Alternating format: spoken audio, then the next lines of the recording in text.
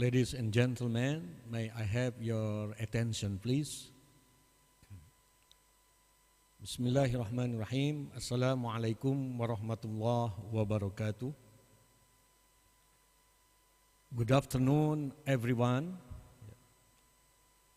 I would like to welcome you all to this wonderful colloquium. And in this occasion, we would like to have presentations from our special panelists,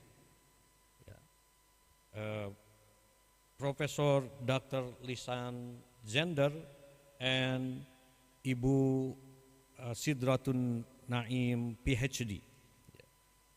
Before the presentation begins, allow me to introduce you, the panelists.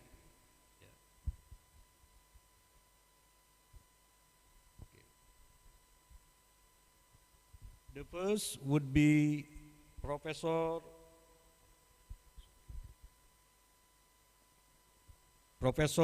Lisan Zender.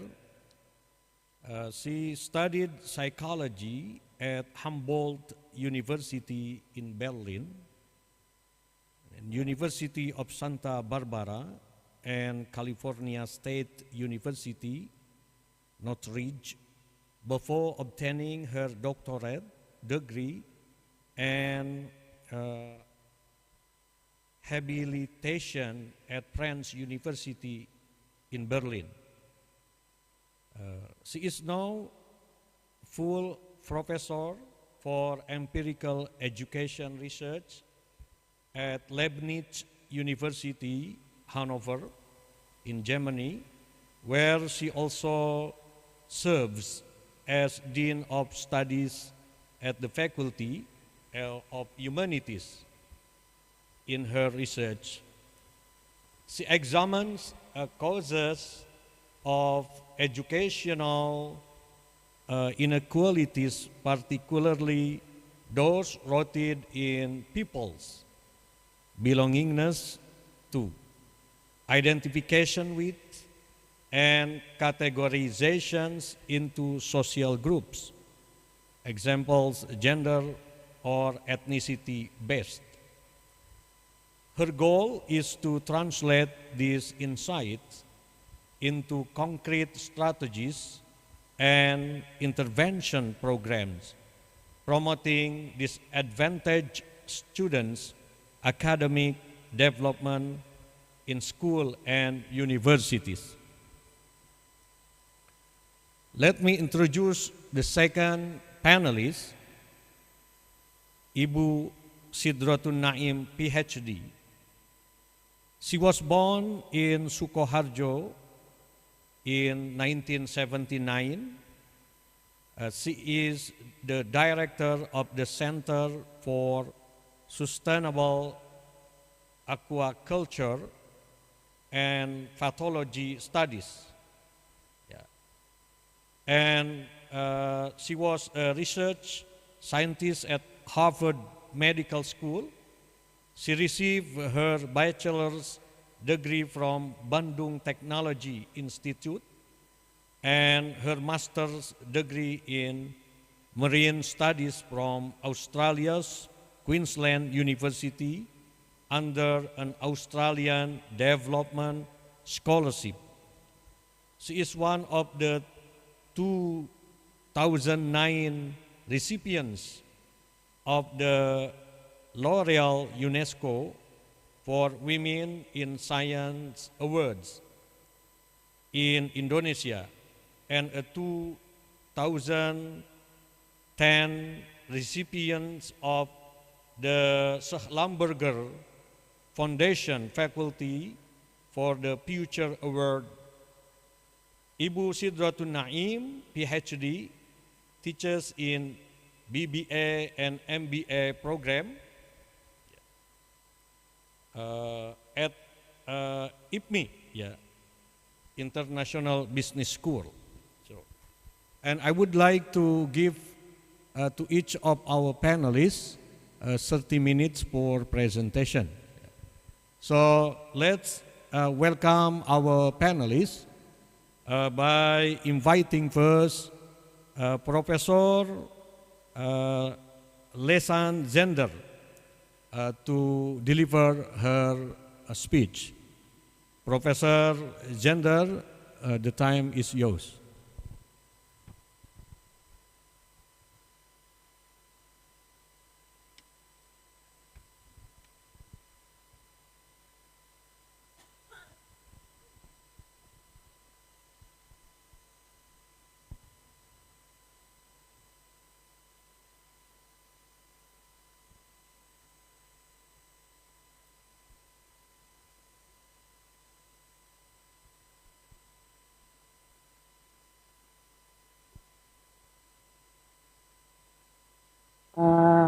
Mas Fadlan, tolong dibantu Prof. Sender as the co-host. Tes.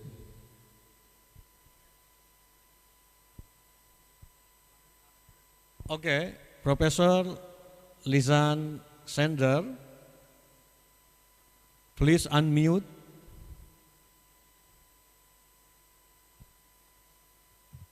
Okay, perfect. Thank you very much. Now I can unmute myself. Thank you for the kind introduction, and I'm very, very happy and grateful for you inviting me to talk about some of the research that I've been doing in the past years. First of all, I would also like you, thank you, the committee, but also Maila Rajem for inviting me to this. We had fantasized that I could be in Indonesia with you right now, which is not possible. I feel like almost there, but yeah, I'm here in beautiful Hanover, and yeah, maybe next time. I still hope for this. Okay, so let me share my presentation and then get into the talk. So let's see if that works. Okay. Sorry about taking a bit of the time here. Not. Sorry. Can you see my screen now? Yes, yes, we can see it clearly. Okay, perfect. Thank you. So I was thinking a long time about what I could present here. And I finally decided to talk about a topic that I deeply care about, which is help seeking. It might sound a little trivial at first, but I hope to convince you today that it's a topic that we should all think about and that we need to better understand. So the research that I am presenting today is research that I've conducted with two other people, Elizabeth Höhne, who is a PhD at my department, and Ai Chen Chen, who is postdoc at Michigan State University. I went to a wonderful concert with my husband in Hamburg, and the musician Matthew Herbert was playing with his Brexit Big Band Orchestra. And the Brexit Big Band Orchestra is composed of many different musicians from all over the world. And Matthew Herbert performed one song that had the title "No Man is an Island." It's a line by John Donne. Okay, it's a line by John Donne, and Matthew Herbert said before introducing or before starting the song that he is convinced that none of his current projects, his music, his style, his spirits would have happened without the countless collaborators, helpers from other cultures, from backgrounds with very distinct and different ideas and experiences. So he says he is himself the product of many, many different voices, and he tries to live that in his music. And this deeply resonated with me and my thoughts. When I submitted my PhD thesis, I put one quote at the very top of the whole 400-page thing, and it's a quote by Bertolt Brecht, and this is a famous German writer, and he said, "Everyone needs help from everyone." This is an experience that I had when I did my PhD. Although I wrote the whole thing myself, I was very aware that all the thoughts, all the methods, all the theories are basically also the work of other people that is reflected in my own work. And I indeed needed help of many different people to be able to do that. So why am I saying this to introduce that? Because it's not that easy with help seeking. I feel that everyone needs it, and still it's sometimes very hard to admit that.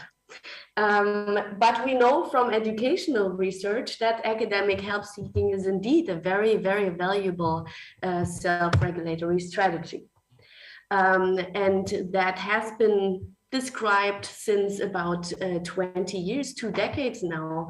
And this has changed. Before that, help seeking was seen as rather, a sign of someone being not competent enough to solve the problems themselves.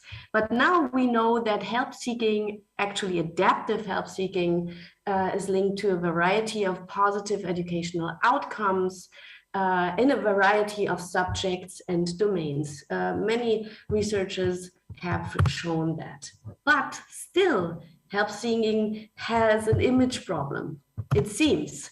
Why is that the case? There has been very interesting research by Aryeh Nadler from Israel, who found that help seeking can, or just imagining to ask for help, can appear as a loss of status or esteem. If I ask someone, I admit to the other person that I cannot solve the problem by myself. And most of the time, we also fear that asking someone for help could be perceived as a sign of incompetence. And we even feel threatened by asking another person. Maybe this other person thinks that I'm not smart enough, or maybe I even confirm the low expectations that others might have of me. And that is why we are probably often very reluctant to seek help. And I actually would like, or I wanted to ask, if that is a German problem, or whether that is maybe also a phenomenon that you could relate to in Indonesia. And maybe you can write in the chat so that I get an idea. Can you relate with this phenomenon, or is this, do you think, a purely German problem? I'm gonna look into the chat to see maybe someone can give me some impulses here.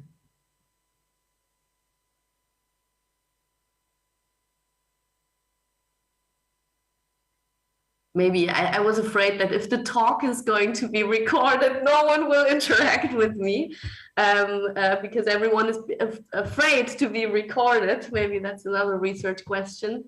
So I hope you can write something later or after the talk. I don't want to force you, of course, here. I just, maybe looking at your faces, I saw that some of these thoughts resonated with you. Okay, so apart from cultural differences that could be there or could not be there, we will learn that later. I have observed in Germany that there seem to be differences in help seeking in different study domains and cultures. So when I am teaching, I'm teaching mostly in educational sciences. When I'm doing research, I often also do research in so-called STEM domains, so science, technology, engineering, math domains, so where there is typically different topics. How can I move here? And what I see when I do the research or when I teach, are typically these pictures, right? In educational sciences, there is a lot of women who are, when I come in the breaks, talking, exchanging material. That's what I see. When I go into the computer science, I see a picture like that, everyone sitting on their own desks, like looking to their computer. Of course, also a lot of males. I also saw that there is a larger male share in the computer sciences in Indonesia. So that's what I observed. And I was thinking, maybe this is a systematic thing. Maybe there is a difference in these different domains when it comes to help seeking. So what I would like to present today is a few preliminary answers for these three research questions.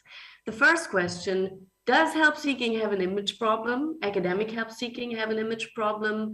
The second question: how do social contextual cues relate to help seeking strategies? And I will explain in a second what I mean by that. And the third question is: how do female students help seeking or help seeking strategies differs in these two domains?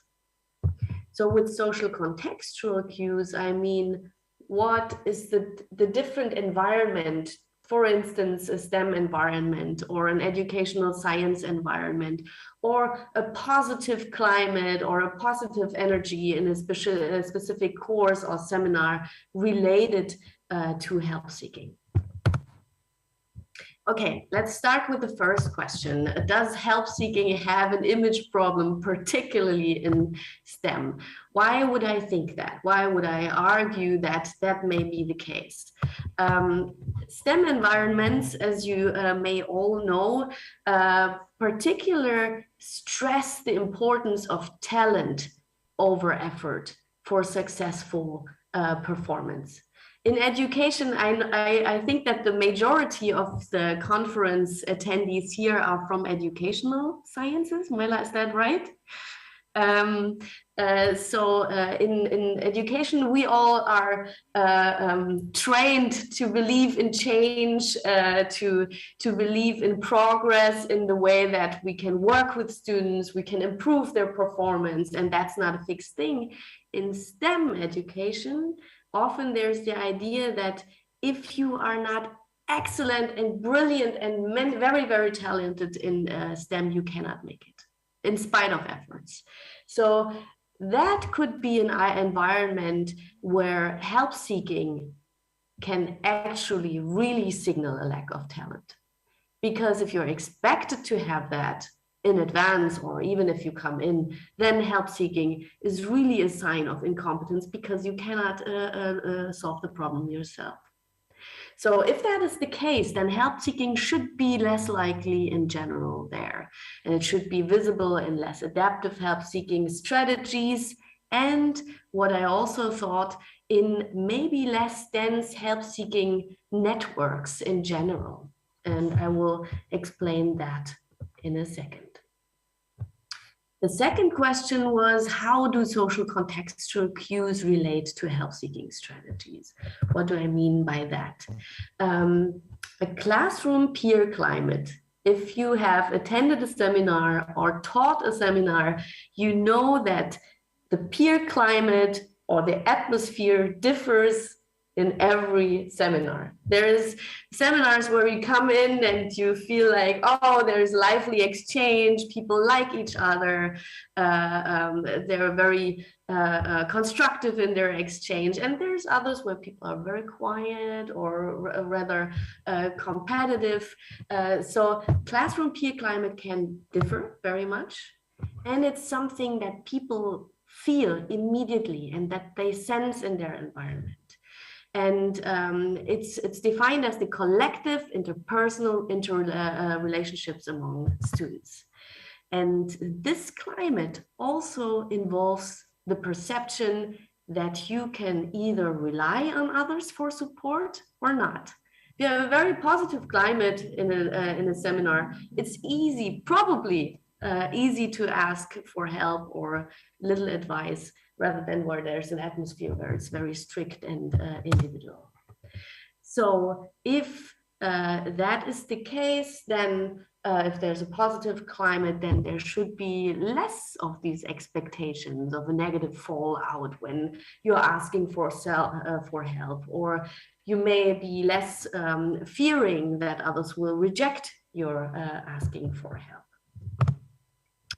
So if there is a very positive exchange climate, there should be less avoidance of help seeking. That is the idea here. So now the third question that I would like to answer in a bit is, how does female students help seeking differ in STEM versus HEAT? So there is a few females in STEM. There is many female students in HEAT. So what is the difference there? There is a negative performance-related stereotype towards women in STEM. And I believe that this is even stronger in Germany. Unfortunately, here there's a general stereotype that females are not as good in domains as mathematics or physics or science, wrongly so, because their actual performances are very, very good. So that is a self-stereotype that is applied. And we know from research that female students feel a very chilly climate in STEM. They are somewhat threatened by the competitive and unsupportive weed-out culture of introductory courses in STEM. And they could also think that if they lack the brilliance due to the stereotype that their male fellow students have, they should perceive help seeking even more risky than in other domains.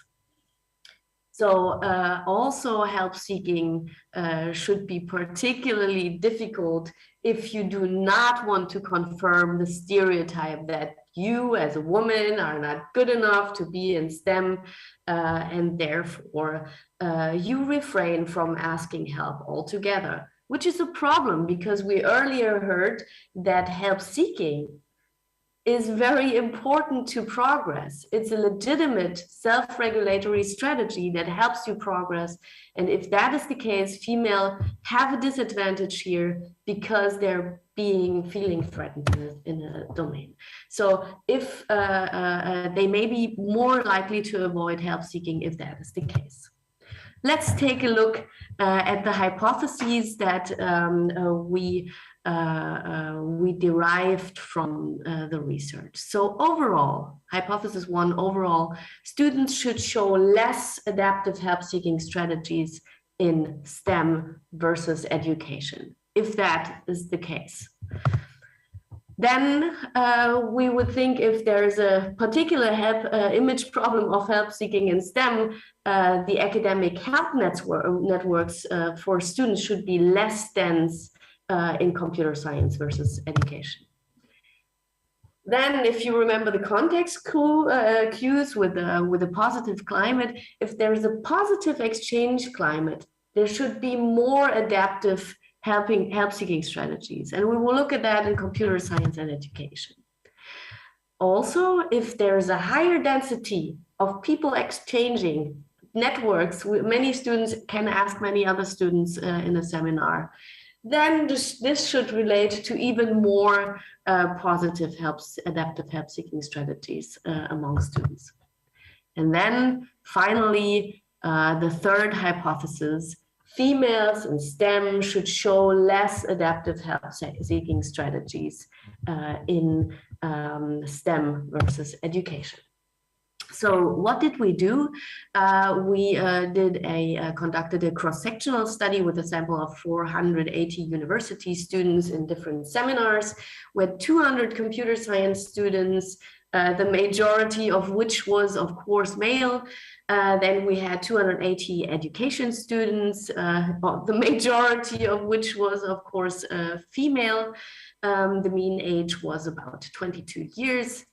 And we measured help-seeking strategies, exclusion, academic self-efficacy, perceived exchange climate, help networks, importantly, I will talk about this in a second, and academic performance. And we ran simple linear regression analyses and also considered the nested data structure because students were in different seminars.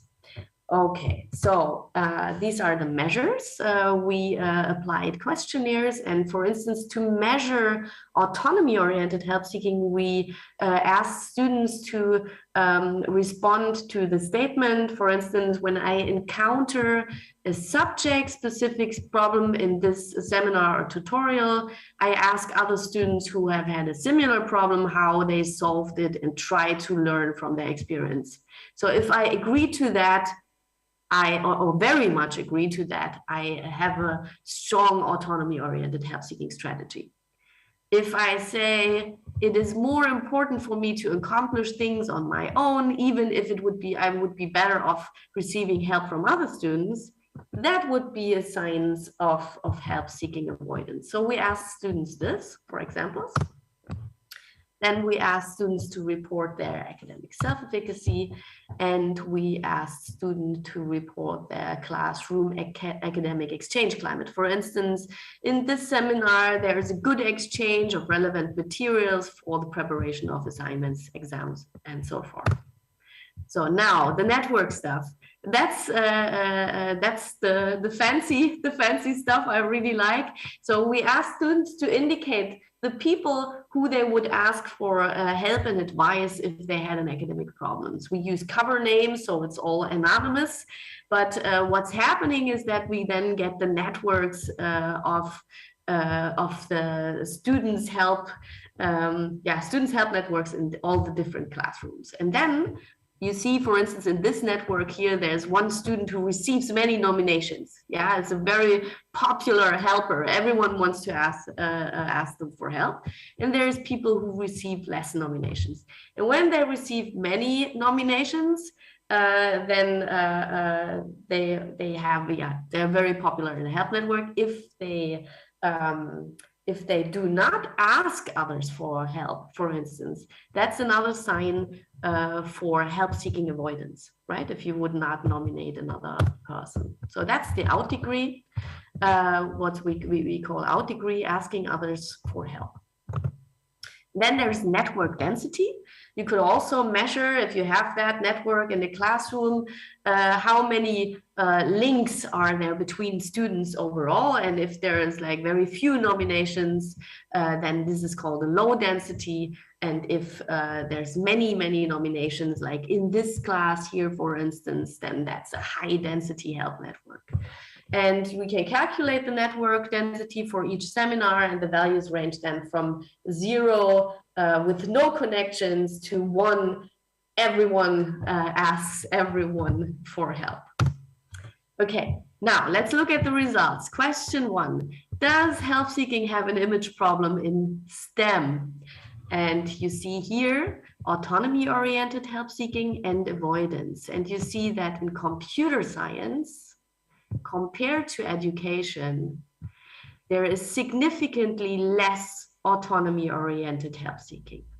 Yes, so people are less report that they would ask others for help and turn to them for advice.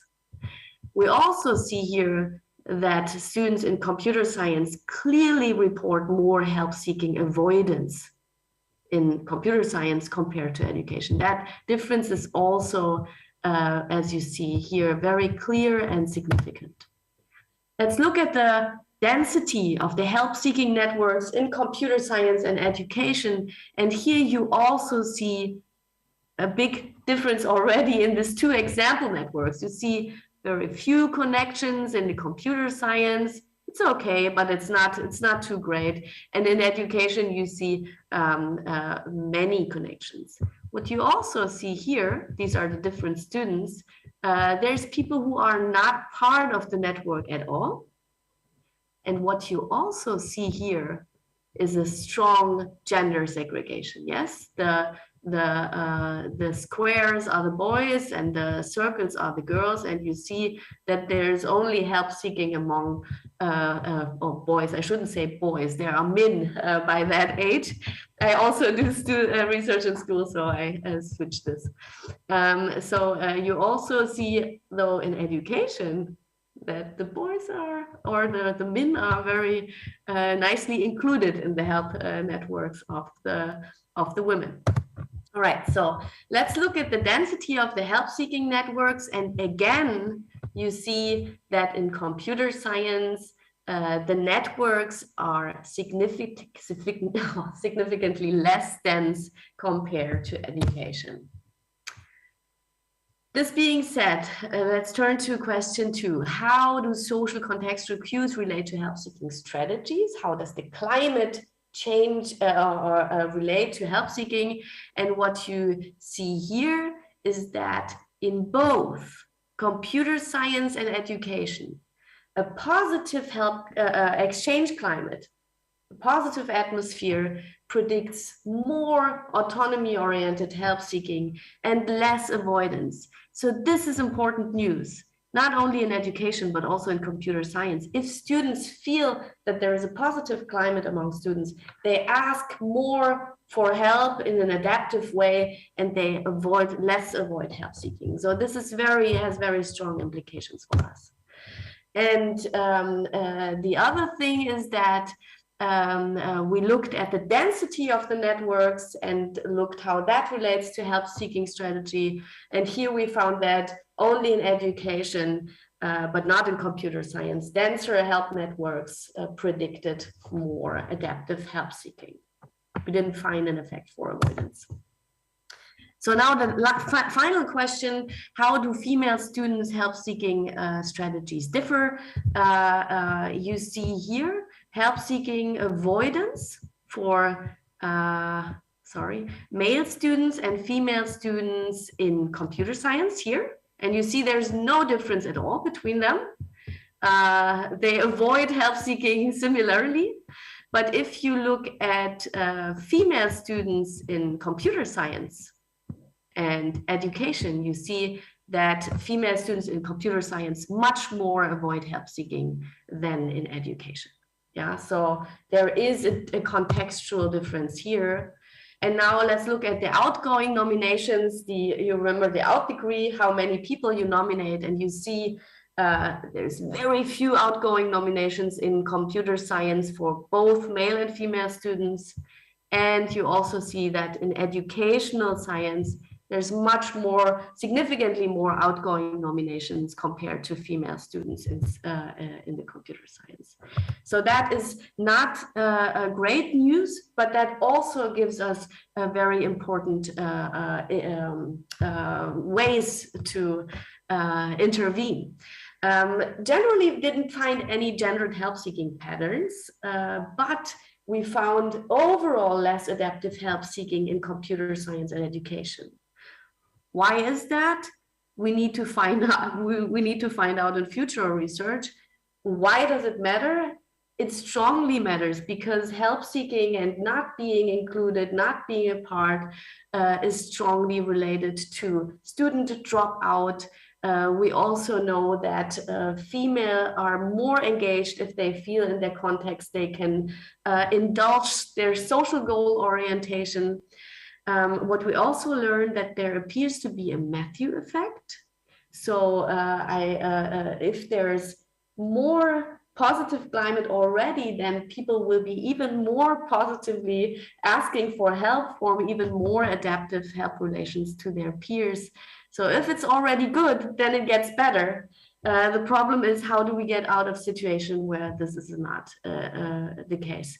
So now we're doing a big research project right now where we want to find out how can positive exchange climate be fostered in seminars and classrooms in both education and STEM. And I have I had hoped that we could discuss about this, but I'm afraid the time is over.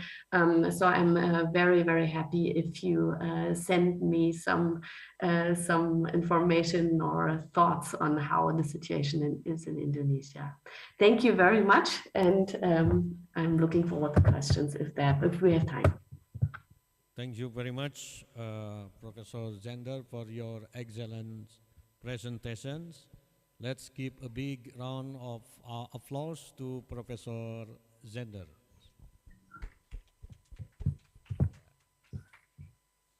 The next speaker would be Ibu Sidratun Naim, who is also going to speak about the same topic, religion, science, technology, and future sustainability. Yeah. Ibu Sidratun Naim, the time is yours. Thank you, Professor Usep Abdul Matin. I think I have to greet all my teachers here because I'm also a student at UIN Syarif Hidayatullah.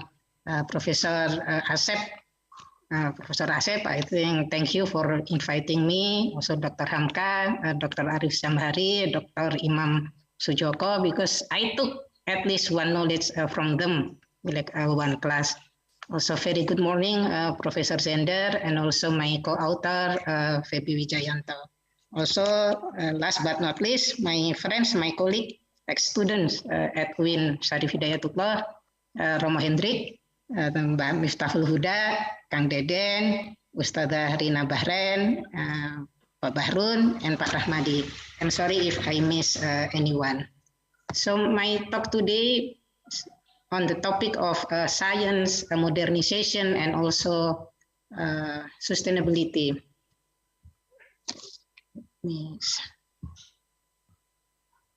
So this is like a co-author with Febi Wijayanto from Erlangga University. This is about 3 Muslim Nobel laureate in science, and specifically in science, the legacy of redefining the nexus of Islam and modernity. Why I chose this topic? Because usually when we discuss about science, technology in the Muslim history, Muslim civilization, we always refer to the golden age, and we do not pay real attention to what's happening at this moment. The contribution of Muslim scientists to the globalization, modernization, and civilization of the 21st century. This is originally a paper in a class by the late Professor Zumardi Azra, and I was fortunate because he gave many feedback to the original writing, and he encouraged me to publish in a paper, and I haven't done what he said to me. So I hope we all learn from him, and Allah give him the best paradise or Jannah. At this moment, other than like being a faculty in a business administration school, the field that I have never been trained in the business or management, but I'm currently teaching like business ethics, leadership at a business school. But I'm also a scientist. That's like my core expertise for Cekolam. This is like specifically for fish and shrimp health, and the field that I did my PhD. Because this is also the challenge for Indonesia and many Muslim countries, many tropical countries, that the livelihood mainly based in the fisheries. And because of the COVID, the Minister of Health of Indonesia also asked my service as his expert staff, specifically for biomedical genomics. And I'm also, like very humble to serve for the Pengurus Besar Nahdlatul Ulama, the largest organization, like Muslim organization in Indonesia, as the Deputy Secretary General. I think I need to mention these identities because they are all part of me, even though my main lens is as a scientist, but I cannot deny that I have received many influences from a different field.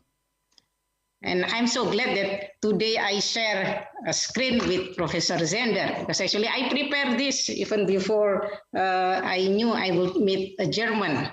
Uh, like on the left, this is my last week in the US. I spent like 7 years in the US, and the last week I met her student, like Anne-Marie Simmer student, and also the one who continue the professorship at the Harvard Divinity School, Professor Ali Asani. And he gave me many stories about his teacher, including asked me to visit this portrait hanging in one of the room at the Harvard housing. And I even call, like the painters. The painters, of course, he is an American, a professional painter. And he shared with me a story that, he always paint someone right in front of him. This is the only painting, like when he only received a photo. So he spent time, a kind of spiritual exercise, and he told me, this is very, very unique picture because, he has to be very disciplined. Many miracles and magics happen during, the painting. And of course, Anne-Marie Simmel, she was very famous, like a professor of Indo-Muslim culture at Harvard. And I remember like one of the most important line in her autobiography. She referred to the work from Suhrawardi, Sheikh Al-Ishraq. So she mentioned Al-Ghurba Al-Ghurbiya, the Western exile of the soul. Of course, she acknowledged, like the civilization of German and all identities attached to her. But her main interest is like in Turkey and also the Urdu culture, the Pakistan, the India. That's why even for the inauguration, the gown that she is wearing in this picture, actually from Turkey. She received from one university from Turkey. She didn't choose, the gown from Harvard or maybe from Bonn, but the one from Turkey because it is very important for her. On the right, this is like Karen, or at least last year, like the innovator who gave birth to a BioNTech vaccine, both with Turkish origin, and they are in Germany at this moment. So this is like two pictures, but have some overlap. I think from these two pictures, we can learn that both the East and the West, Islam and Western, we all contribute to the advancement of science and knowledge. And in terms of conceptualizing Islam and modernity, I use 4 different lenses, like the Islam, the West, and modernity, and also the intellectualism. Because in Islam, we have a part of modernity and also intellectualism. They are not only from the West, even though the concept of modernity is in the West, but it doesn't mean Islam never experienced modernity. We just use different words. And during the golden civilization, that's like already in the Islamic culture. So we use the interpretive paradigm, like to analyze the 3 Nobel laureates that I mentioned at the beginning. The individuals, of course, the Nobel laureate, they are individuals, how they respond to modernity and the identities attached to them, like from Egypt, from Turkey, from Pakistan, and how they give the meanings, and then how the meanings give them like social interaction, because it is through the meaning, we interact with one another. And of course, it also involves dynamics process that we need to interpret very, very carefully. In terms of analysis, the 3 Nobel laureates, I will mention to them one by one after this. Professor Abdus Salam from Pakistan, Professor Ahmed Ziwel from Egypt, and Professor Aziz Sancar from Turkey. 3, all of them, they have the awareness of history and civilization, and not only refer to Islam, but also the nations, like the nation of Pakistan, or maybe before India, the nation of Turkey with the great civilization, and also Egypt, even an older civilization. They always mention in many writing, how they proud to be part of this civilization. And then also 3 of them have interest in science from the very beginning, when they're still a childhood. I think if you want to create more scientists from the Muslim world, we need to follow at some point the point in this slide. And they also receive family support. For example, Aziz Sanjar mentioned his mother is the strongest support for him, even though they are not from, like the elite, not from the middle upper class. But the mother understood very well the importance of education. Ahmed Ziwel and Abdul Salam, they are from middle upper. That's why they have very good education. But Aziz Sanjar is a little bit different. And of course, also the social, cultural, and political dynamics. They have to receive support from the local authority because otherwise they couldn't get, like the best education. For example, again, Sanjar mentioned he appreciated Kemal Atatürk because during his time in Turkey, even until the villages, they received very good education, and it didn't happen before. In terms of intellectual maturity, the writings from the three scientists mention not only about human-to-human interaction, but also how human and science interact, and also human and the environment. And all of this, like lead to spirituality and humanity from the perspective of scientists. The three of them, actually 3 out of 13. So until today, we have 13 Muslim Nobel laureate, at least from the Muslim culture, because some of them already became like diaspora in other countries. So Abdul Salam received the Nobel in 1979 for physics. He was 53 at that moment, and he is from Pakistan. Ahmed Ziwel from Egypt, like Egyptian American, received the Nobel in 1999 at the age of 53, like the same as Professor Abdul Salam. And the third one, Aziz Sanjar, is like a Turkish American, and he received the Nobel when he was 69 in the field of chemistry. If you see, like the origin of these 13 Nobel laureate, I don't think it is a coincidence that, like Egypt contributed 4, like Anwar al-Sadat, Naguib Mahfoud, Ahmed Ziwel, and also Muhammad al-Baradei. And then the second one, the Hindustan civilization, from Abdul Salam, and then from Muhammad Yunus, from Malala Yousafzai.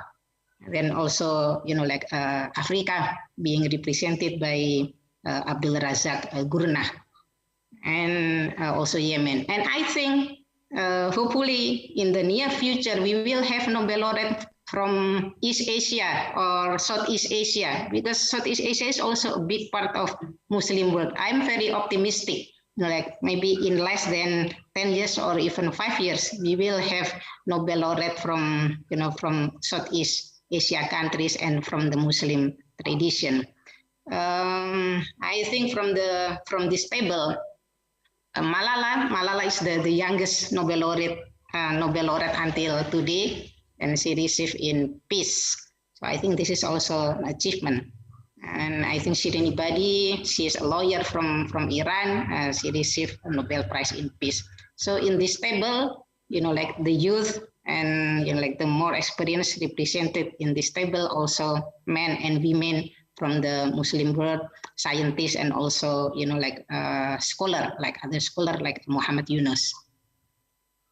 This is the tombstone of Professor Abdul Salam in Pakistan. If you notice, the government of Pakistan on the date of like his death, they they didn't want the tombstone to be read as in 1979 became the first Muslim Nobel laureate. The Ahmadi Jama'i, because Professor Abdul Salam is part of Ahmadiyah, wrote the first Muslim Nobel laureate. But the Pakistani government erased, like the part where Muslim being mentioned, because at least at that time, Ahmadi is not considered as Muslim by the Pakistani government. So Abdul Salam is always mentioned by the Western as the representative of Islam. But in his country, he wasn't considered as part of the Muslim. But it was passed, I think, at this moment, they have more appreciation, the Pakistani government, for the work of Professor Abdul Salam. So Professor Abdul Salam has very, equal perspective on the contribution of East and West to the advancement of science. This is the picture from, like the Nobel ceremony, and he was very proud wearing the traditional, like traditional clothes of Pakistan and Urdu. This is part of the speech. So first he mentioned he is very proud because the courtesy of to me of being addressed in my language Urdu, and then I will only read the red part, and he acknowledged the equal participation of the East and the West. And the third one, this is from the Quran, like the inspiration from the Quran. The deeper we seek, the more is our wonder excited. This is also the values from the Muslim scientists from the past, and it is to be the value for the Muslim scientists at this moment. And yeah, the benefit, the equality is always mentioned by him. Professor Ahmad Zewel mentioned in very similar, like atmosphere, that some of the best minds in the world are religious people. So he didn't want to separate between, like religion and science, because this is also true that some of the best minds in the world are religious people. So there is no contradictory between religion and science. And he is very proud of being an Egypt. And he mentioned about the childhood origins in Rosetta and also close to Alexandria. And he really appreciated, like the medal he received from President Hosni Mubarak, the Kiladatit El Nile, or the Grand Color of the Nile, like the highest state honor, because it brought him the emotional boyhood days back. And he wrote, I never expected that my portrait next to the pyramid. Of course, pyramids, like represent the great civilization of Egypt.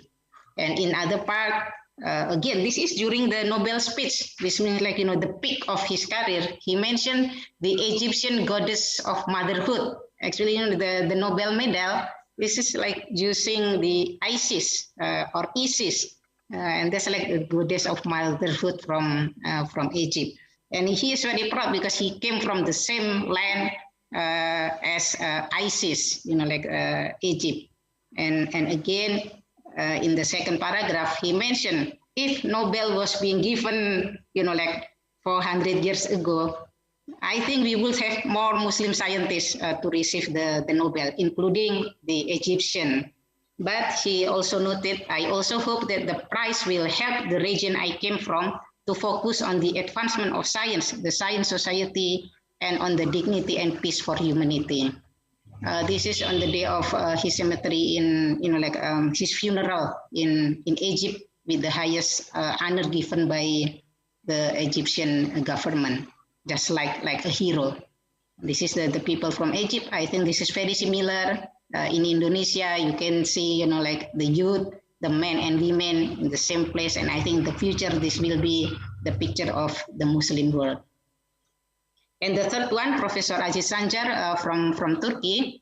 The one thing that, people always ask, because some of the history mentioned that he has not only the Turkish, but also some Iraqi, some Iraqi, but he is more proud as a Turkish, and he mentioned, I'm a Turk, and that's it.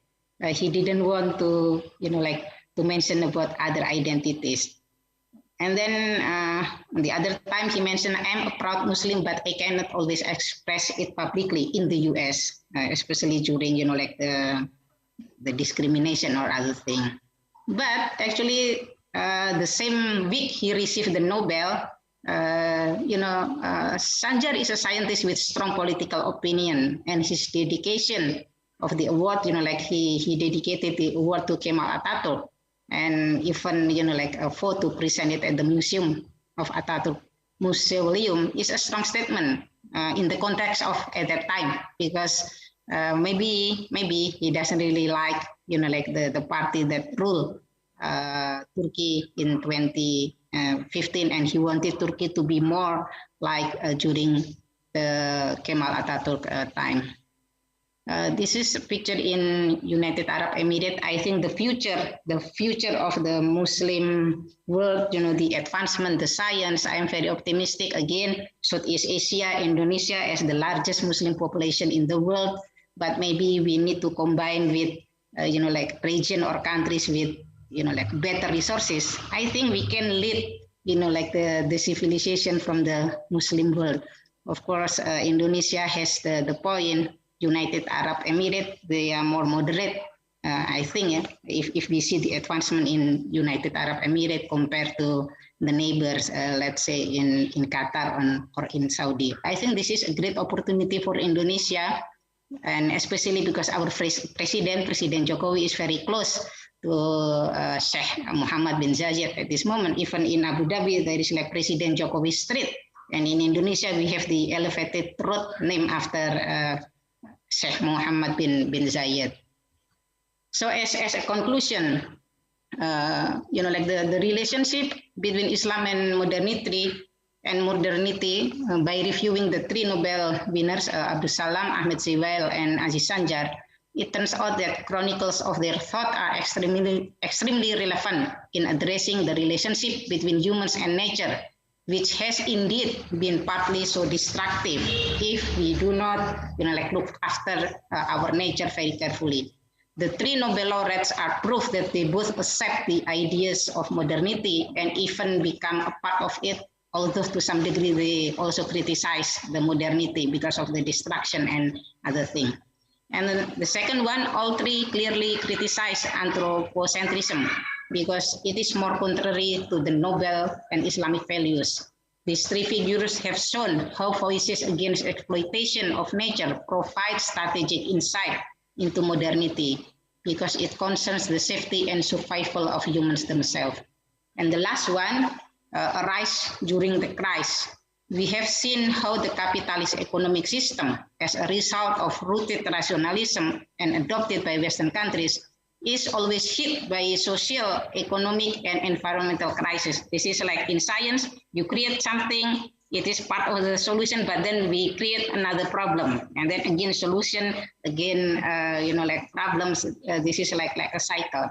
The existing welfare state model on Scandinavian countries, as an alternative, for example, as I mentioned, Indonesia and the partnership of Indonesia and United Arab Emirates offer a more convincing system of managing resources and social welfare in Muslim majority countries to better adopt Islamic values. I think the Scandinavian are the best countries, who practice the Islamic values in manifesting a more inclusive, just, and sustainable management of natural resources amongst the human. I think that's all from me, and I'm very happy to discuss further with the participant. Thank you, Professor Usep Abdul Matin. You are most welcome, Ibu Sidratun Naim, PhD, and thank you very much for your excellent presentation. And please give big round of applause to Ibu Sidratun Naim, PhD. Yeah. Thank you very much. Yeah. So, all right, ladies and gentlemen, now we come to question and answer session, and there will be only one session, yeah, for three people to ask questions. Yeah. And don't forget to mention your name. Any question, please? And I have a question from Ibu Maila, I think. She was asking, does difficulty to seek for help when having does difficulty to seek for help when having difficulty in study also happen in Indonesia? I think this question was also asked by Professor Zender, and Professor Zender was asking you all, audience, do the results match your own experiences? So I would like to invite Professor Zender and Ibu Sidratun Naim to ask us these questions. Yeah. To answer these questions. Okay. Thank you.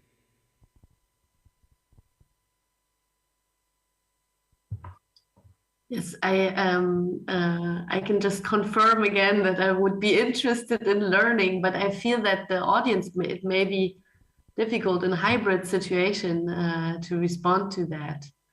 Um, I'm really curious, so maybe if you feel like it, I would be very, very interested. And I think you could also do that via Myla Rahiem, that you send to her your responses in Indonesian, and she may be transferring it to me. And I deeply care to know whether this is whether there are cultural differences. You all may be aware of this differentiation between collectivist countries and individualist countries. I personally grew up in Eastern Germany, which is part of the former collectivist countries. And then when I was 10, I was transformed into another cultural system, becoming now a Western German, which was always a little bit difficult for me. But one of the most interesting experiences I had in my life, that I went to the same school, I had the same teachers and the same classmates. And the morning we came back to school and we were now West, the teachers were like, so now you are all on your own. We are the West now. So you have to work harder for things, and you're on your own. And immediately help exchange changed between no one was exchanging homework anymore or other things. And that was a very, very strange experience for me. And after that, uh, of course, it leveled out again, and we returned sort of to normal. But I'm saying this because I wonder whether this collectivist orientation or the individualist orientation has something to do with that help exchange and help seeking. So yeah, maybe you let me know your thoughts right Yes. now, or maybe after the conference. Thank you very much. Pak Usep. Yeah, thank you Yes. very much, Professor Zender. Okay. Yes. Yeah, Yes. Pak Sabil. Thank you. Right. So, Prof. Sorry. Just responding to the question of Professor Linz. Well, I'm quite lucky experiencing both, in Indonesia and other countries in terms of help-seeking issues. So I do believe that many Indonesians have, kind of cultural barrier to do or to have, like, seeking help from either friends or probably the supervisors if they are writing or doing a thesis. Some of the problem might be what I feel is they are afraid, or probably they are embarrassed, and probably afraid that they will be regarded as unable to cope with their study problems or their social problems. And some might believe that, or even they have tried that and they've got like a bad experience when they ask that help to their supervisors or friends with unfriendly answers. So and after that they wouldn't do that again. And that kind of a cultural experience also sometimes happen when they study in overseas. I myself, and I found some other friends also experiencing that. Although I believe there is like a service in other universities. I was in Australia, and some of the friends were kind of afraid of going to the psychologist to have like this kind of professional asking for help, either socially, emotionally, or academically. So some were afraid, and some were like, don't know how to ask, and so those are the things that I believe that happens for Indonesians, I suppose, if that could respond to your question. Thank you. Thank you very much, Yeah, Sabil. thank you very much. That was already very helpful. If I just very quickly may respond to this, I think that this very strongly shows that this doesn't seem to be an isolated phenomenon.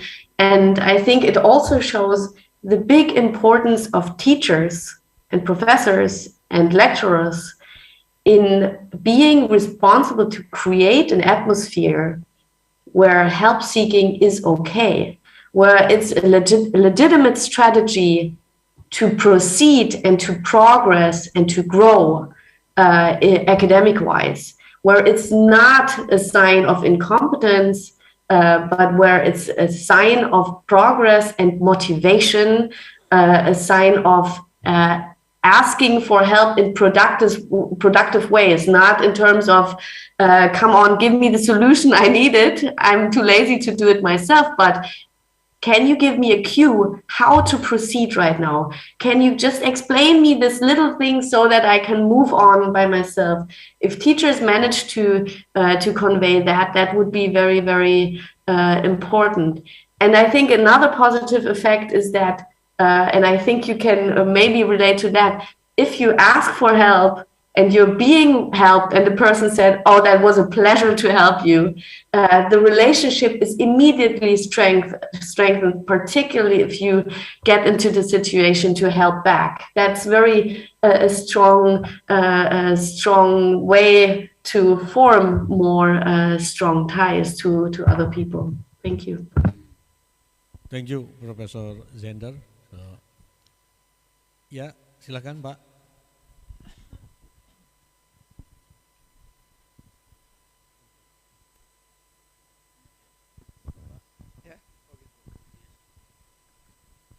Ambil teksnya dulu. Sini aja deh, Pak. Bismillahirrahmanirrahim.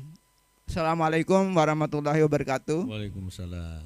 Excuse me, I would like to ask to Ibu Sidratun Naim. Thank you for excellent idea for motivation our generation in educational development. I will dream to get Nobel Prize in education. Ibu Sidratun Naim give us many information, especially 3 persons in Asia to take Nobel Prize. Could an opportunity to get Nobel Prize in Islamic education? Now I found a learning theory, namely Al-Bayan learning theory. I construct this theory from Snell-Beckel epistemology. There are to find in new theory, the first minor theory and the last major theory. So I construct a new learning theory based in Holy Quran. 70 verses I construct this theory.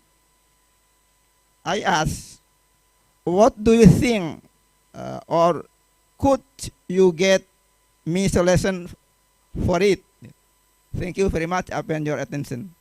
Assalamualaikum warahmatullahi wabarakatuh. Waalaikumsalam warahmatullahi wabarakatuh. Thank you very much, Pak, for your question. Yeah, I would like to invite Ibu Sidratun Naim to respond to the question, please. Thank you for the question. I'm not part of the Nobel Committee, so this is like my, my personal response. But I think maybe Nobel Committee will respond differently. Because this is about Islamic education. I think the closest for you, Pak, it will be Peace Prize.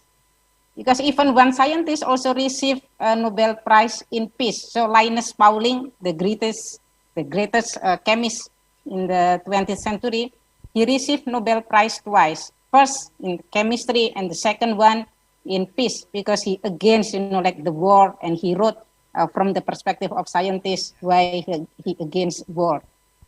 Because we don't have Nobel category, for education, including Islamic education, or if you write in a more literature style, maybe you can get Nobel Prize in literature. Because for physics, chemistry, medicine, and economics, I don't think the field would relate, because we have very limited field for Nobel.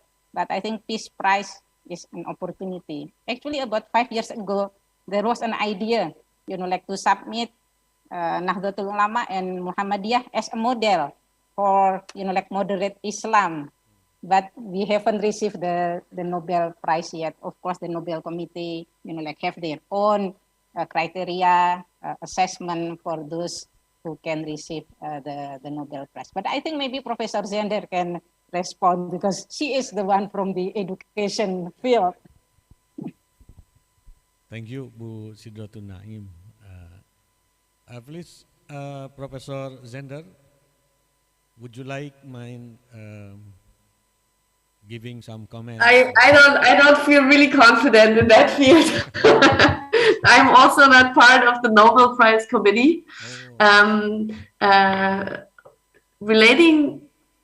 Relating this to the research that I've talked about, I would suggest that Nobel, even if you want to win a Nobel Prize, you will probably also have to need the help from many other people.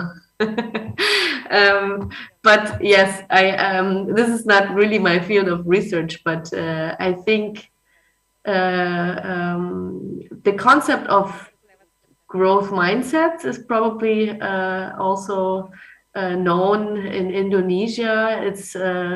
It's the idea that intelligence, talent are not fixed things or born things, but that you can work hard on achieving things, or training your talents like muscles, basically. And I would like to put forward the idea that not only you have to have a mindset for growth, but you also have to have a mindset for needing others to succeed. And I think that's a point that I feel is not very present in today's academia, and not in the seminars. But I think we as educators have a responsibility to foster that, and we have to teach students in that way. But again, Nobel Prizes is not where I'm heading. But I wish you all the best for doing that. Thank you very much, Professor Zender. Yeah. So, Pak Professor Asep Saifuddin Jahar, Director of the Graduate School for Islamic Studies. Please, Pak Asep. Okay, thank you very much, Pak Asep, for giving me the opportunity. I would like to address my question to Ibu Sidratun Naim, PhD, about the Nobel Prize, and also I would like to comment on the Islam, modernity, and maybe ethnic background, of the society. One thing that I would like to highlight, how do you can elaborate on the nature of Nobel Prize or laureate Nobel Prize on that given or awarded to the community, to the people in around the world, like peace, physics, chemistry. If we can consider or seen from another side of the hegemony and knowledge and power. Power, knowledge, and hegemony. So, because I think there are many or who have contributed to the people in this world, that they have made a strong or a great effort in helping people or in managing climate change, for example, or in every field of this life. And Indonesia also, that we have, you mentioned before, the Nahdlatul Ulama and Muhammadiyah. This is two Muslim based organization which has successfully promote and manage harmony and tolerance in Indonesia. But you said before that it maybe not yet reached the requirement. So the requirement itself probably was determined or measured by a certain hegemony or power. So it cannot be reached in all matters of the objectivity. It is aimed in one thing of what is the Nobel Prize itself. And the other thing, what is exactly the impact to the people or to the party who has received this Nobel Prize, in terms of not the reputation, but I mean that people probably can go around the world to campaign or to disseminate their experience and something else, maybe organized by this organization, I mean Nobel Prize organization. It has been done or not, or no. And the other, I would like to comment on, is it because of the nature of religion or maybe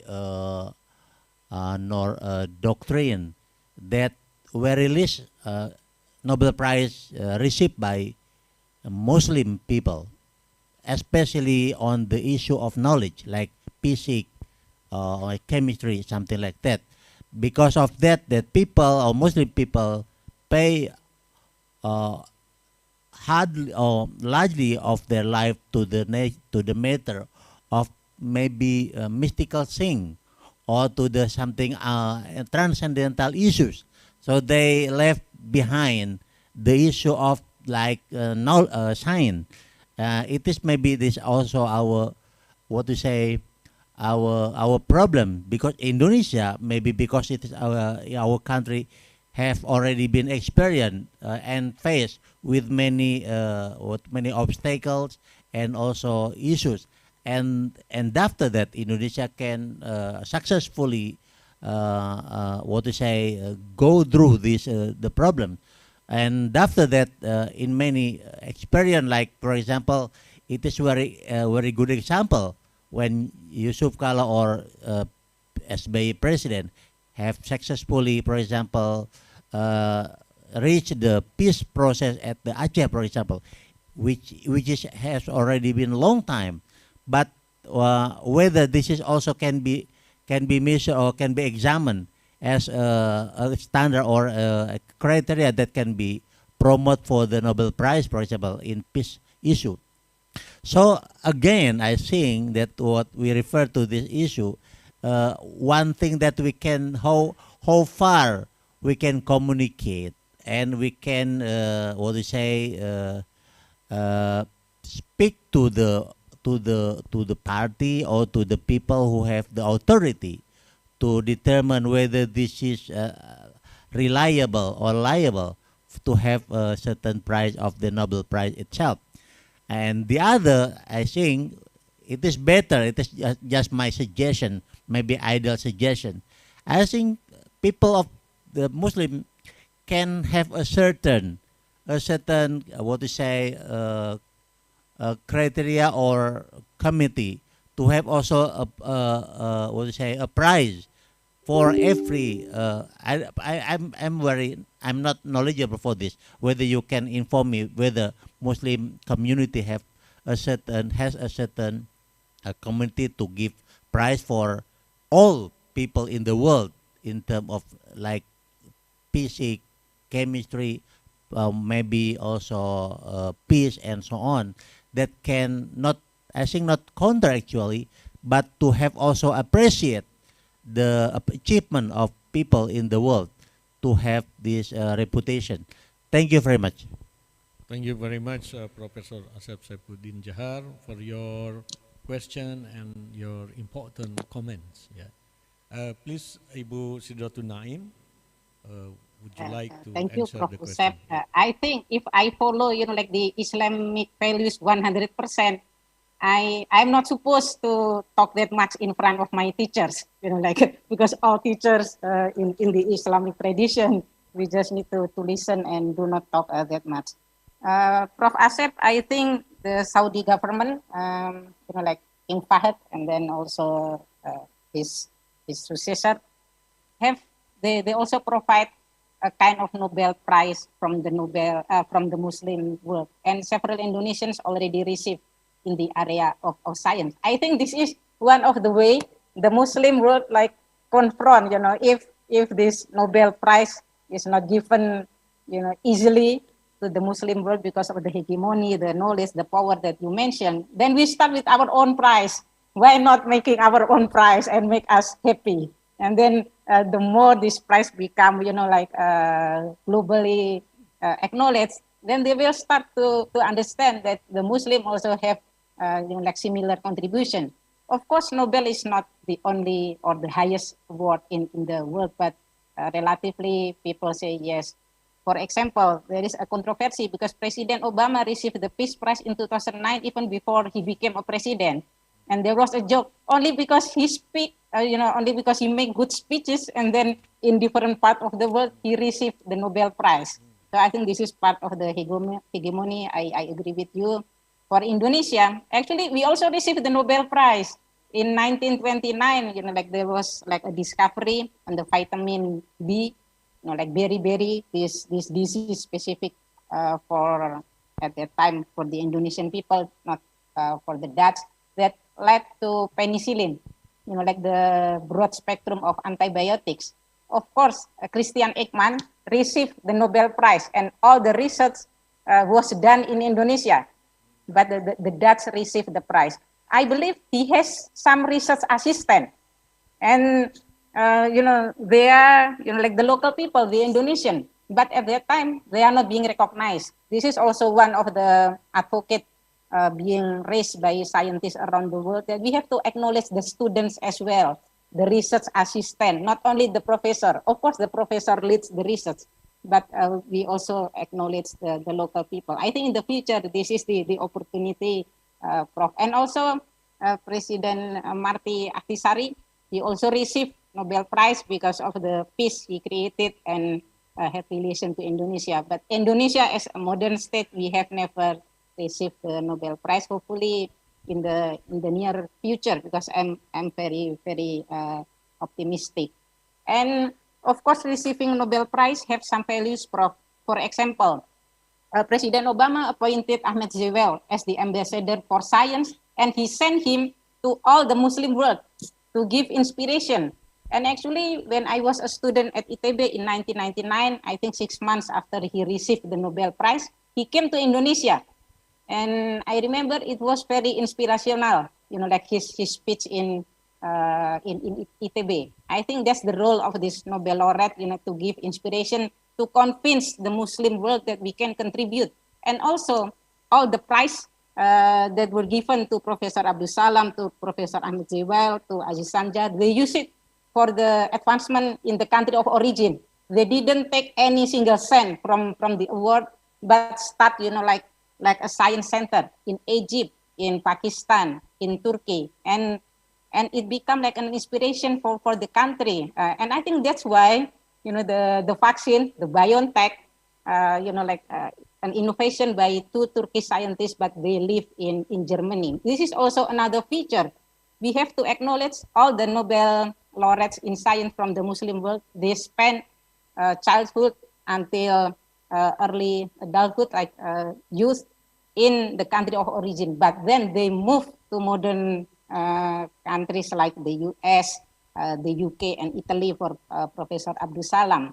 That's how they grow. Because again, this is about knowledge, power.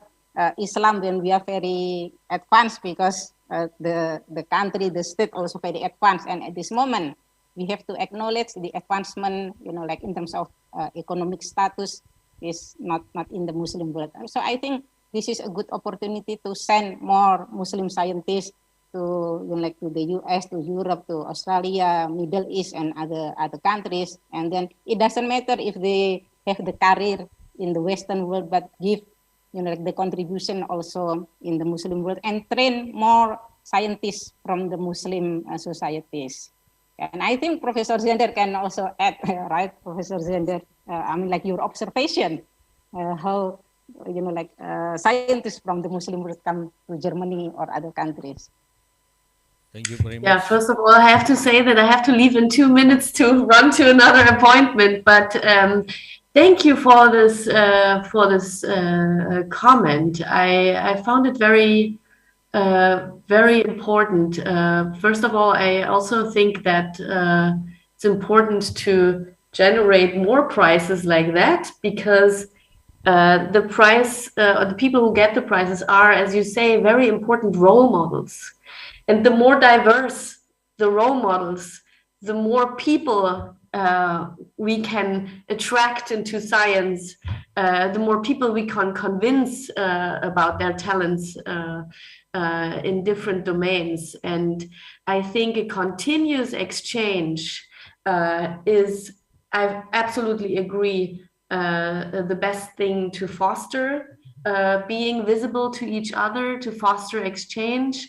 And yeah, one example is what Mayla Rahiem and I've been doing. Mayla Rahiem was a guest this summer at our university, bringing her research to the students here. And now I'm here with you, and we're not even close to any Nobel Prize, but I think this is how it happens, right? This is how exchange takes place. Our students see professors from Indonesia, from a different religion, and see that it's about the science, it's about progress, it's about accelerating positive developments, and yeah, make this a diverse experience as possible. So in this sense, I thank you very, very much for the opportunity to present our research here with you. I hope it resonated with you. I was very inspired by your contribution as well, and I hope we'll be in touch and can exchange about your ideas more. Thank you. Thank you very much, Professor Linsan Gender. Ladies and gentlemen, please give a big round of applause to our wonderful panelists of today. And please stay for a while. So finally, we come to the end part of our presentation. Before we close, let me ask our panelists to give us their concluding remarks. We start from Professor Gender because he is going to leave soon. Yeah? And then Ibu Sidratul Naim. And at the end, we would like to invite our rector to give some concluding remarks. Please, Professor Zender. Concluding remarks. I thought I just gave concluding remarks, but I'm happy to conclude again by thanking you all for this very, very inspiring exchange of ideas. I think this is just the start, or for me, this feels like a start of an exchange about different ideas. And I think what I've learned is that I feel that Dr. Naim presented research on a large scale level, like starting about the Nobel Prize, but also embedding it in a historical individual context, like talking about importance of childhood, parents, and so on and so forth. And I talked about mechanisms that make a great achievements possible, like simple things like asking for help. And I think putting these perspectives together was very interesting in that we both had the message that it takes simple steps to achieve great things. And that's something we often forget. So it was very nice to talk here and exchange here and get the idea that we all can achieve great things together, collaboratively, with different perspectives. Thank you. Thank you very much, Professor Zender. And next, Ibu Sidratun Naim.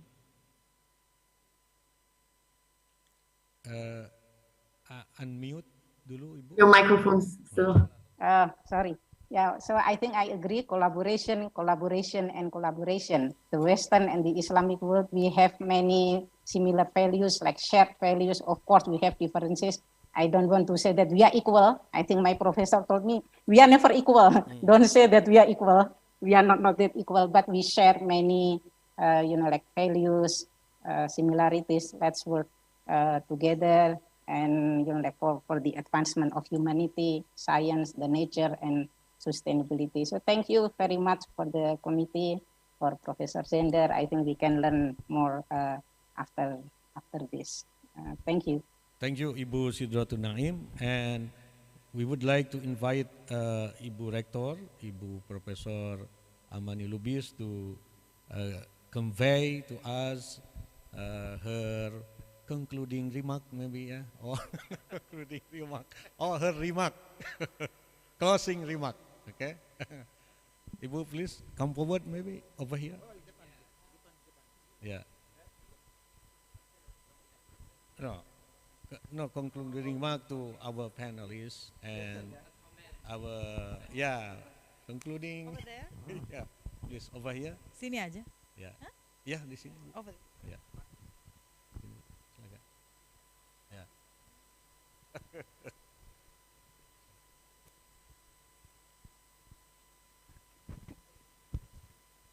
Ibu Zender, Professor Zender. Hello everybody in the hotel and also virtually. In our culture, we say Assalamualaikum warahmatullahi wabarakatuh. Yes, I enjoy the discussion very much, and I would like to thank you, Professor Zender, and also Ibu Dr. Sidratun Naim. You have very inspiring ideas that can be discussed furthermore, and also can be considered as an insight. It's a good insight for us to consider all of these ideas have been discussed. So I have my closing remarks afterwards, but now I just want to greet all of the speakers and keynote speakers of this conference. Thank you, and someday we can see each other in in-person conference, insyaAllah. Okay, thank you, Pak Usep. Assalamualaikum warahmatullahi wabarakatuh. Waalaikumsalam warahmatullahi wabarakatuh. Please give applause to Ibu Rector. Yeah. So Thank you very much. Yeah. You are most welcome, Professor Zender and Ibu Sidratun Naim.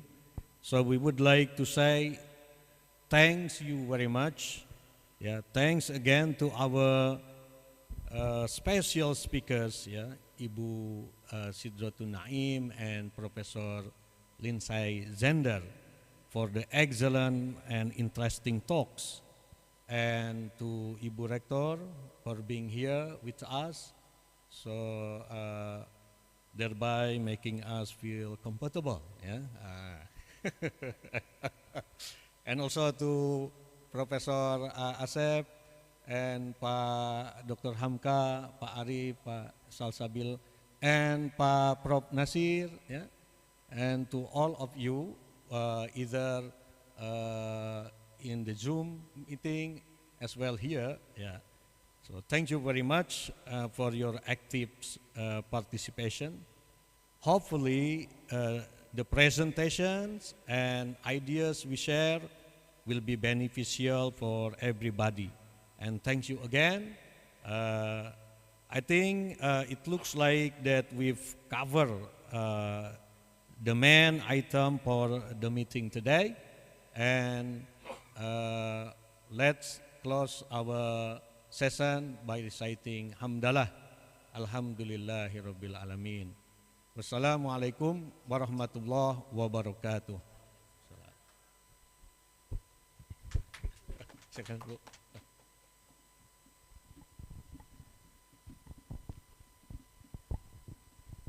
Thank you.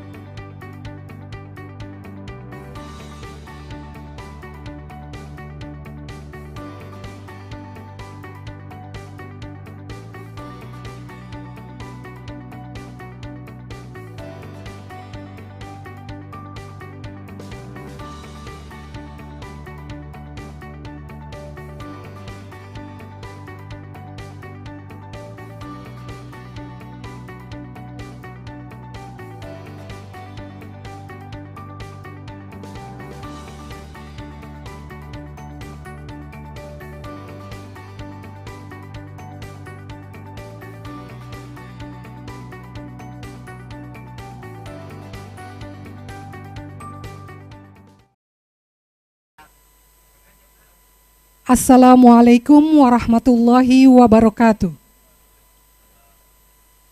Alhamdulillahi rabbil alamin. Wassalatu wassalamu ala ashrafil anbiya'i wal mursalin wa ala alihi wa sahbihi ajma'in. Amma ba'du, rabbi surahli sadri wa yasirli amri wahlul uqdatam min lisani yafqahu qawli. Excellencies, distinguished guests, participants, ladies and gentlemen. Peace be upon you.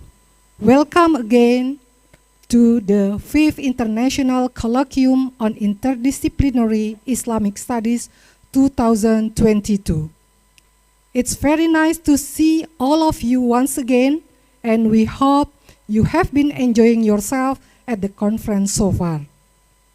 We are very honored to have with us here this afternoon the Rector of Syarif Hidayatullah State Islamic University Jakarta, Profesor Dr. Haja Amani Lubis MA, the Director of Graduate School of UIN Syarif Hidayatullah Jakarta, Profesor Dr. Phil Asep Saipuddin Jahar, and also the presenter and the participant of the International Colloquium of Interdisciplinary Islamic Studies 2020.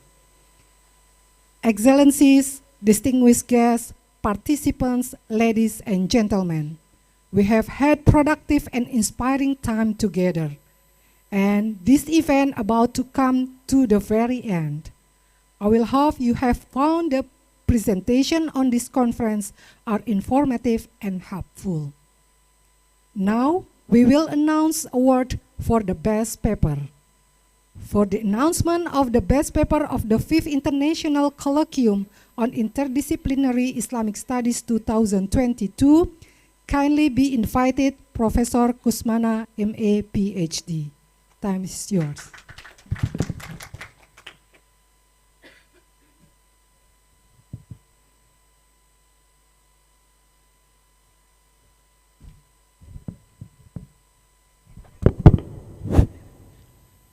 Assalamualaikum warahmatullahi wabarakatuh.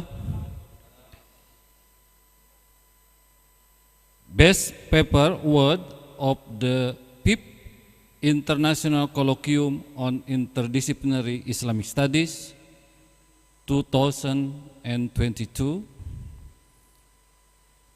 Dear authors and participants, we are pleased to announce the winners of the 5th International Colloquium on Interdisciplinary Islamic Studies 2022 Best Paper Award. 3 research articles were selected for this award. All papers will be published in Taylor and Francis with scope and quality requirements. The third prize article are paper number 64. The author, Omar Omukaba.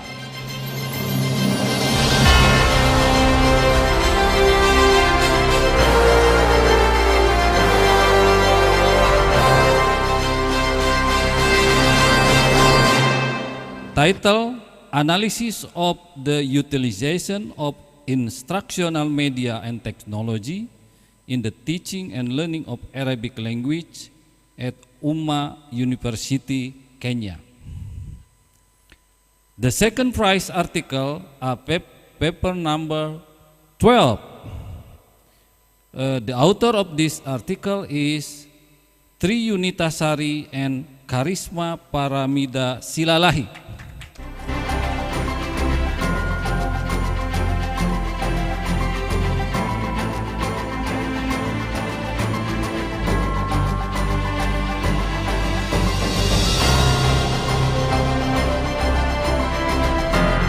Triunita is my colleague at the Faculty of Usuluddin UIN Syarif Hidayatullah Jakarta. So I am also happy with this work. The title is Digital Archive for Justice, an Inclusive Future for Vulnerable Groups. That was the second prize.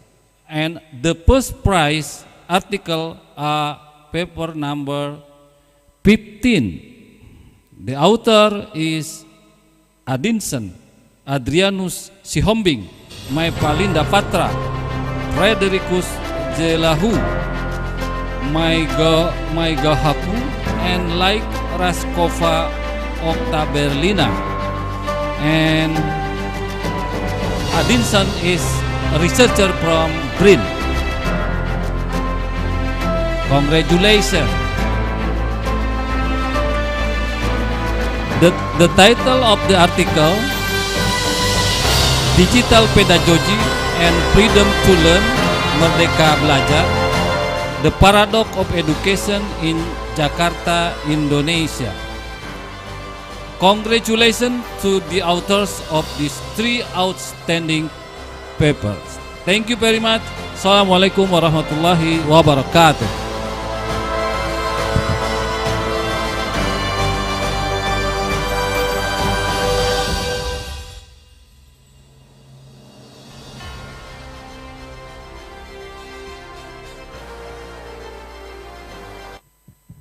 Congratulations for all the best paper and the authors. Thank you very much for Pak Kusmana PhD. Now we will close the conference. I would like to now call upon Professor Dr. Haja Amani Lubis MA to present us with the closing speech and ceremony. Professor Dr. Amani, time is yours.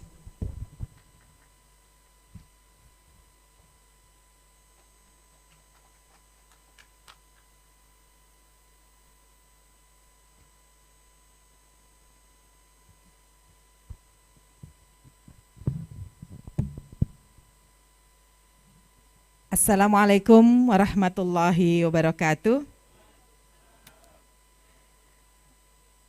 Alhamdulillahi rabbil alamin.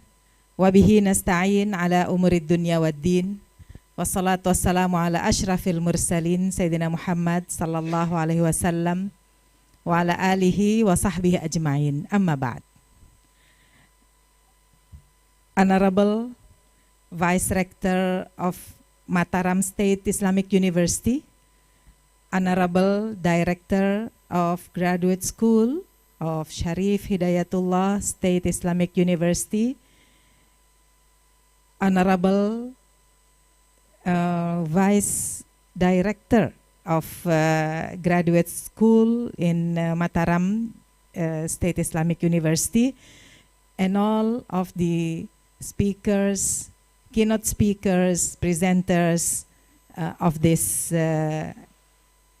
conference.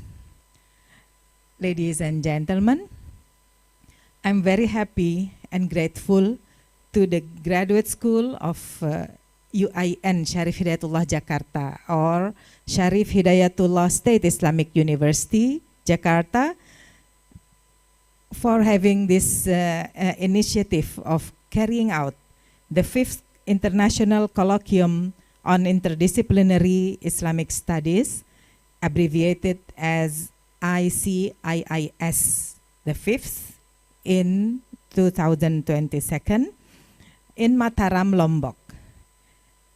And this conference is a coincidence or coincidentally held with the second Graduate International Conference of Mataram State Islamic University. This conference, ICIIS, the fifth, is held also in collaboration with State Sultan Taha Saifuddin,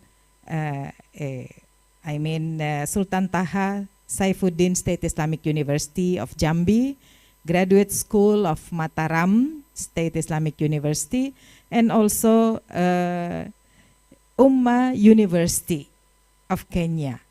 Yeah, Alhamdulillah. And I'm very grateful to all of the rectors and vice chancellor for their kind attention to this conference or our international conferences, Alhamdulillah.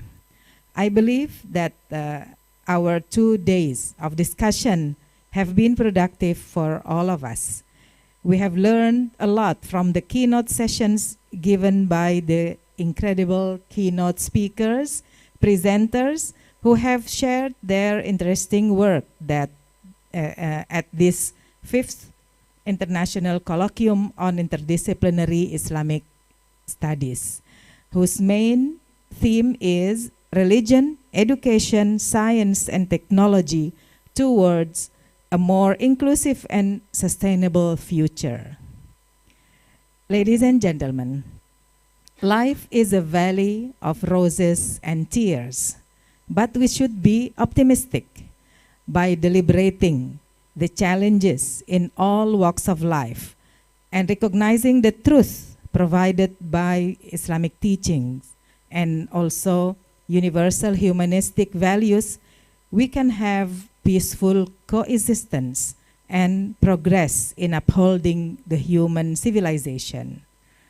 Thank you again on behalf of the committee for sharing such crucial information so that we can all broaden our understanding of research on religion, education, science, and technology.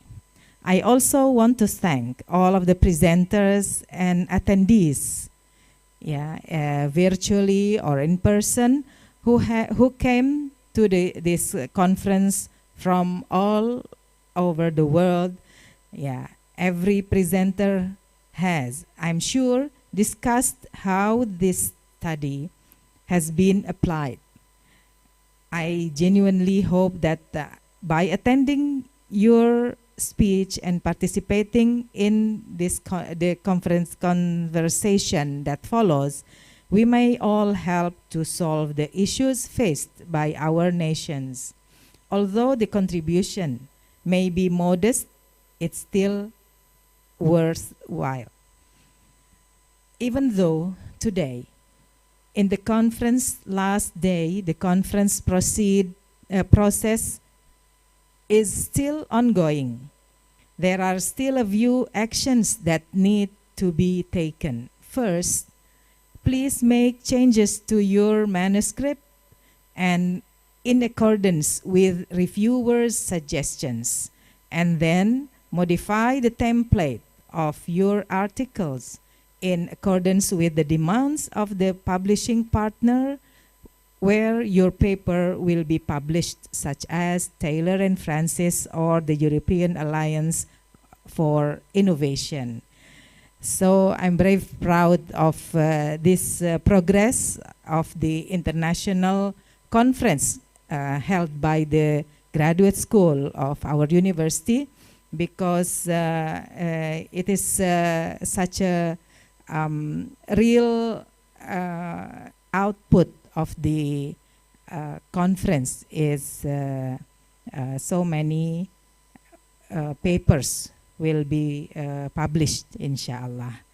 Finally, I want to express my gratitude to all of the organizing committee for conducting this conference and making sure everything ran successfully. I also want to express my apologies for any inconvenience you may have had while attending this meeting virtually and also in person. I hope you enjoy your time in Lombok, and we look forward to seeing you in the 6th International Colloquium on Interdisciplinary Islamic Studies of Graduate School of Sharif Hidayatullah State Islamic University. Thank you again. Wassalamualaikum warahmatullahi wabarakatuh.